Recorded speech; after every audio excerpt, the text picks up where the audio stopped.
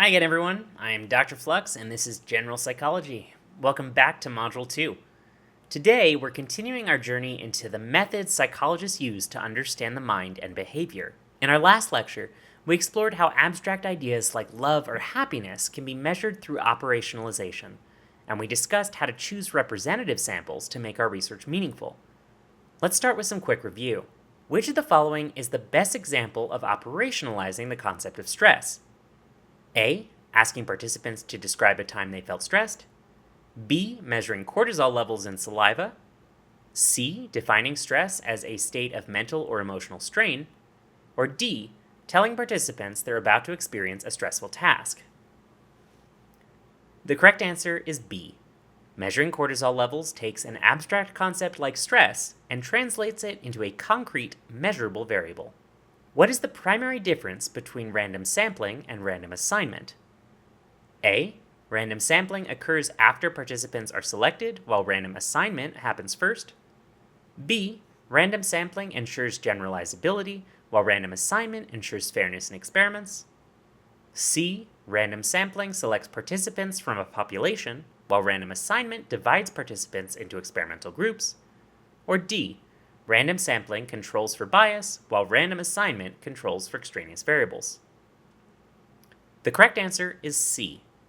Random sampling focuses on how participants are chosen, while random assignment focuses on how they're placed into conditions within a study. Great work. Now, let me ask you something. Have you ever seen a claim so bold that you wondered, how on earth could they prove that? Today, we're tackling that exact question. We'll explore how psychologists design studies to test their hypotheses, identify biases that lead to inaccurate conclusions, and evaluate the validity of their findings. Here's what we'll cover. We'll discuss how we build psychological studies and a few different types. We'll talk about how bias and error can creep into research and how we can minimize them. We'll talk about how we structure true experiments. Then we'll discuss the critical role of validity in evaluating research findings before concluding with some review. By the end of this lecture, you'll have a toolkit to think critically about the studies you encounter, whether in psychology or in everyday life. To start, let me ask you something.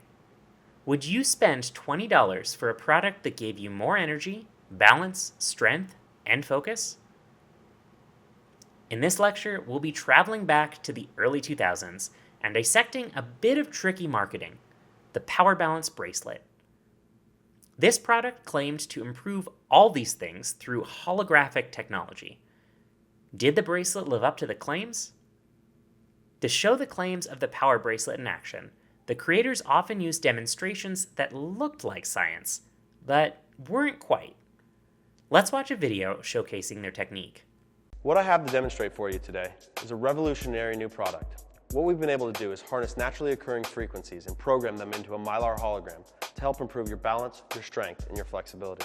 I'm here with a Colo, and what we're going to demonstrate for you are 3 power balance tests. First, what we're going to do with the Colo is demonstrate the balance test. So Colo, if you would, put your feet together for me, your arms straight out to your side.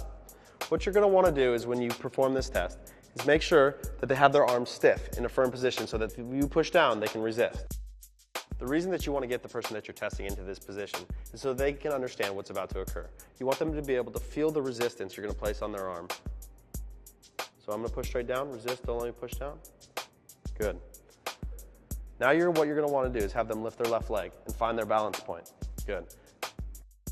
Once they're up and have found their balance point, you're going to push down again on the same place of their arm.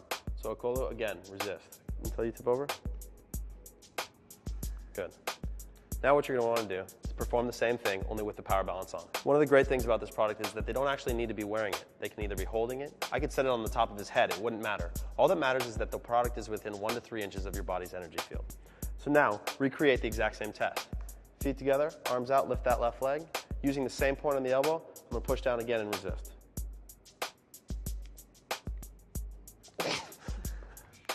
A little bit of a difference? Yeah, considerably. All right, now that we've increased your balance, let's show them how this product can impact strength. What we're going to do is we've got a Colo here, pretty strong guy, right? Work out, paddleboard, got the whole deal, got some nice shoulders. What I want you to do for me, put your feet together, hands right here at your side, okay? What I want you to do is grip my fist tight, okay? I'm going to push straight down. I want you to resist. Do not let me push you over, all right? So So make sure when you're pushing that you're not pulling away, but you're pushing straight down. All right, so same thing again.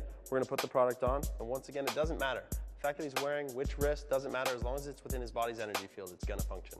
All right, here we go. Come on, you got more than that. Wow. Obviously, a tremendous increase. So we've demoed strength and we demoed balance. Now let's do the flexibility demonstration, Nicola. All right, for this one, we're gonna have him start facing the camera so that you can understand it, and then we're gonna allow the camera to mark his rotation. So what you would like to do is, again, feet together, same position as always. Right arm straight out, okay? Pointing straight ahead. So for the sake of this, turn and face it away. All the way for me, okay? Now what I want you to do is rotate back as far as you possibly can. Mark the point with your eyes, trace your arm with your eyes as far as you can. Is that it right there? Yeah. Okay, go ahead and return. Now let's put the product on. Do the same thing for me.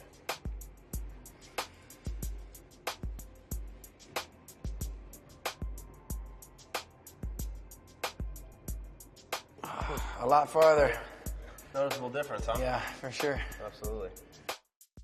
Now that we've seen the video, let's break it down. Does this demonstration seem convincing to you?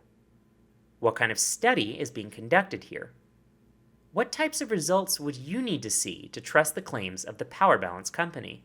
If we examine this more closely, we see it's essentially a correlational case study. Let's use this example as a springboard to explore the types of studies psychologists use to test their hypotheses. Case studies involve in-depth investigations of a single individual, group, organization, or event. In the Power Balance example, the balance demonstration is essentially a case study. It focuses on one person. Case studies have some great strengths. They allow for detailed exploration of unique or rare phenomenon. They're often used to generate hypotheses for further research. However, they also have some limitations. Findings from case studies might not generalize to other people or other situations, and they don't allow us to establish causation. Next, let's talk about correlational studies, which examine the relationship between two or more variables without manipulating them. In the case of the Power Balance bracelet, we might ask, is there a relationship between wearing the bracelet and improved balance or focus? Correlational studies have some great strengths. They're useful for studying variables that can't be ethically or practically manipulated, and they can analyze large data sets to identify trends. But they come with some limitations. Correlations may arise from confounding variables, and they cannot establish cause and effect relationships. Let's say we find a correlation between bracelet wearers and improved balance. Does this mean that the bracelet caused the improvement? Or could confident, coordinated people be more likely to buy and wear the bracelet? Correlational studies alone can't answer that question. And this brings us to an often repeated but still very true phrase: correlation does not equal causation. Let's take a look at some other possible explanations that could also explain the Power Balance bracelet's demonstrations claims. Biases are like sneaky intruders. They can creep into a study through researchers' expectations, participants' behavior, or even the way data is collected. To trust the results of a study, we need to be confident that the findings reflect reality, not errors or distortions caused by bias. For example, in the Power Balance study, how do we know that it's actually the Power Balance bracelet's holographic technology that is providing the benefits, and not just the participants' belief that the bracelet will work? To help test this, many studies will introduce something called a placebo. Placebos help researchers to control for the placebo effect. The placebo effect happens when participants experience a change simply because they believe they're receiving a treatment, even if that treatment is inactive.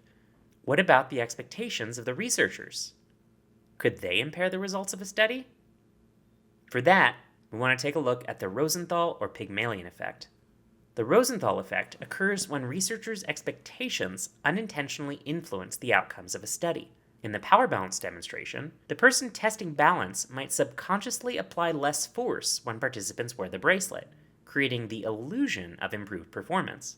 To avoid this, researchers use double-blind procedures, where neither researchers nor participants know who's receiving the treatment or the placebo. What about if participants in the power balance demonstration suspected that they were expected to perform better with the bracelet? They might unconsciously try harder to meet those expectations. This is an example of demand characteristics. Demand characteristics refer to subtle cues in the study that lead participants to guess the researcher's hypothesis and alter their behavior accordingly. We can minimize demand characteristics by keeping participants naive about the true purpose of a study. We use standardized instructions to ensure consistency across participants. The social desirability bias happens when participants respond in ways that they think are socially acceptable rather than truthful. For example, imagine participants exaggerating their positive experiences with the bracelet because they didn't want to appear gullible or negative. We can minimize this by assuring participants that their responses are anonymous and emphasize the importance of honesty in these experiments. Order effects occur when the sequence in which participants experience conditions influences the results. For example, in the power balance bracelet test, participants always performed without the bracelet first, and then with the bracelet on.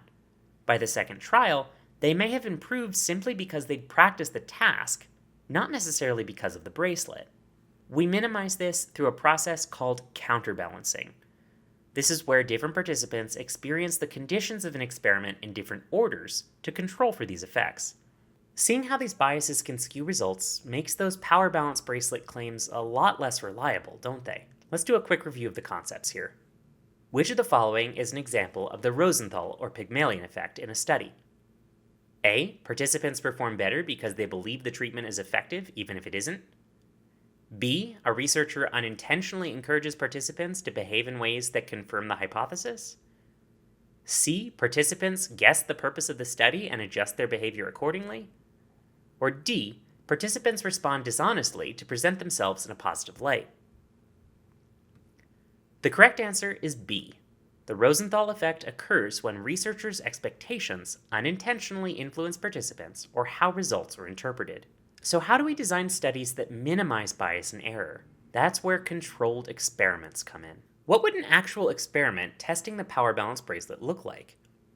How could these biases be controlled for and causality be tested? Let's take a look at an actual research study done on the power balance bracelet and see what they find. Outside the Lines went to the University of Wisconsin at La Crosse, where exercise physiologists were studying the power balance bracelet for the American Council on Exercise, a consumer watchdog.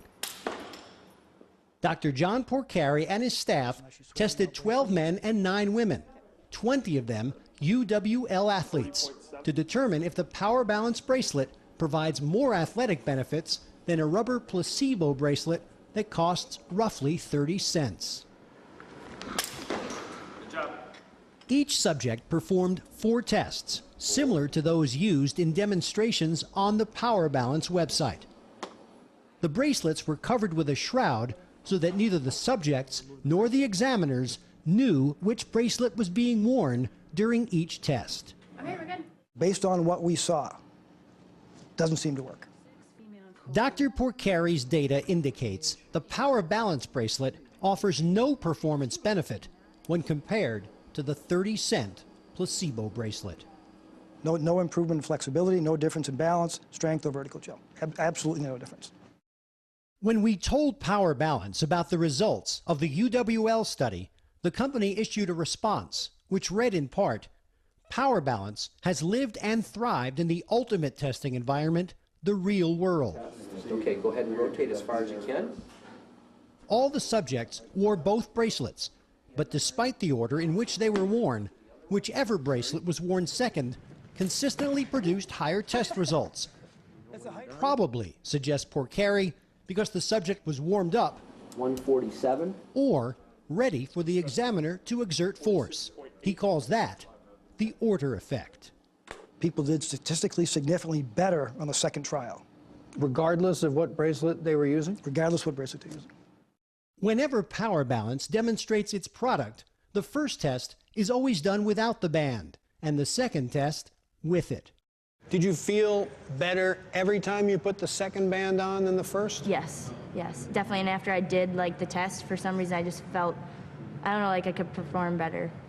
Sophomore Brittany Walensky was then told that the second band she wore in each test was not the Power Balance product, but rather the 30-cent bracelet. Really? Oh, wow.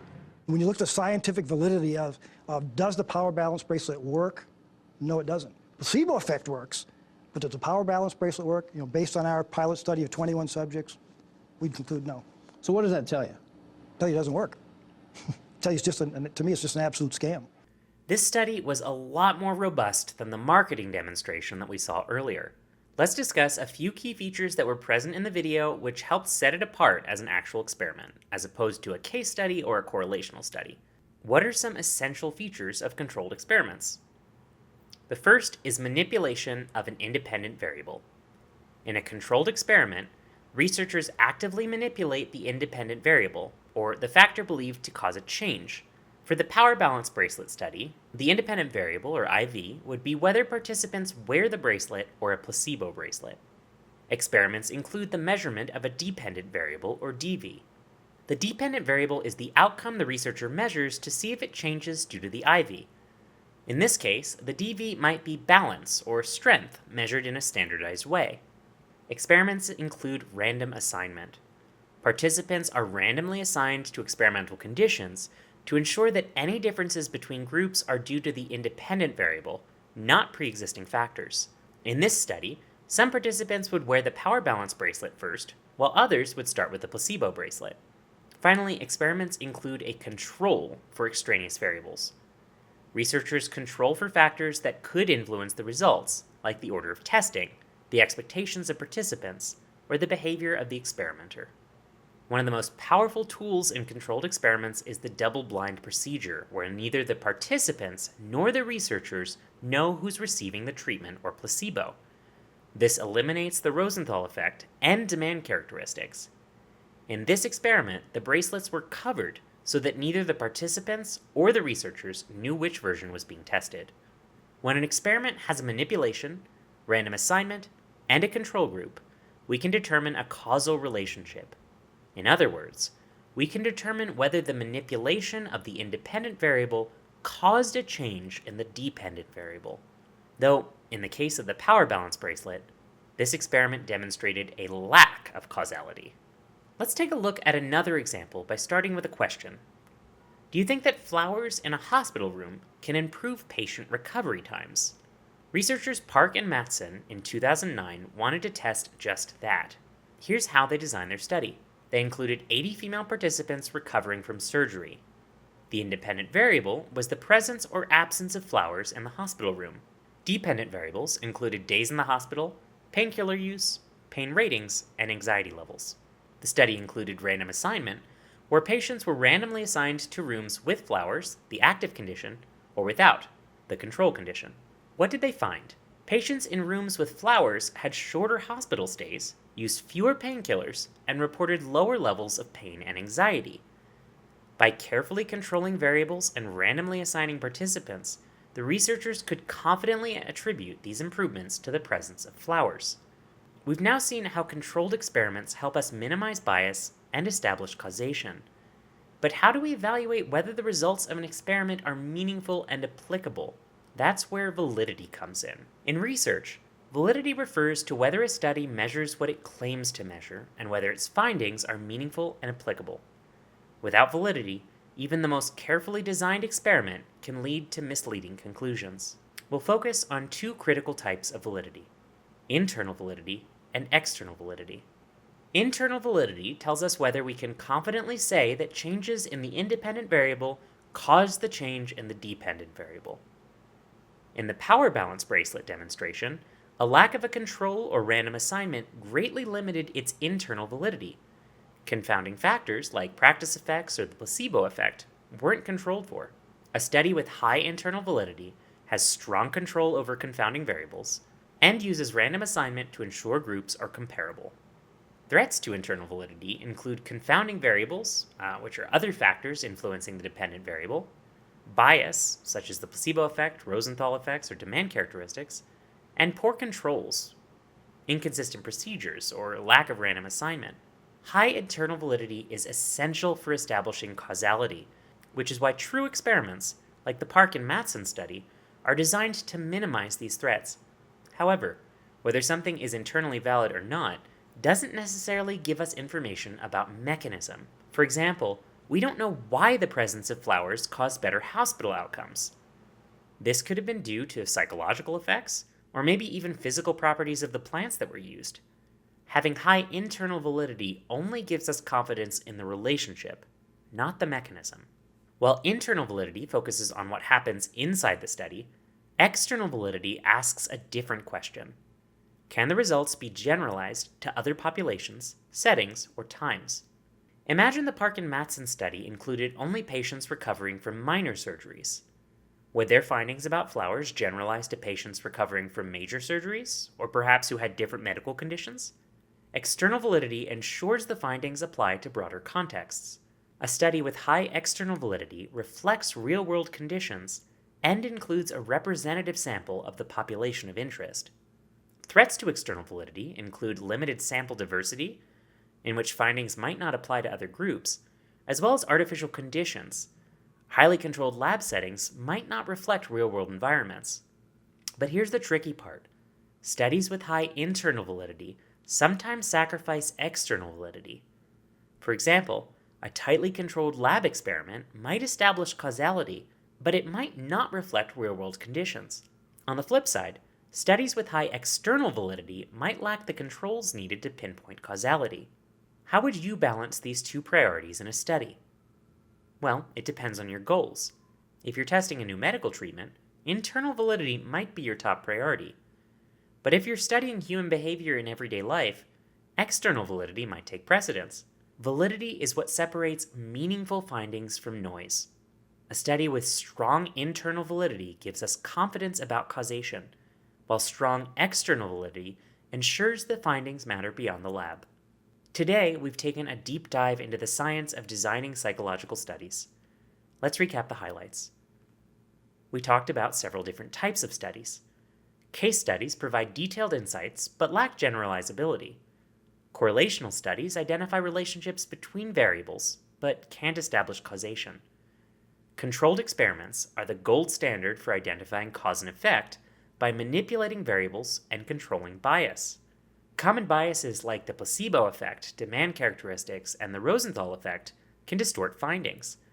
Strategies like including placebo controls, double-blind procedures, and counterbalancing help reduce these biases.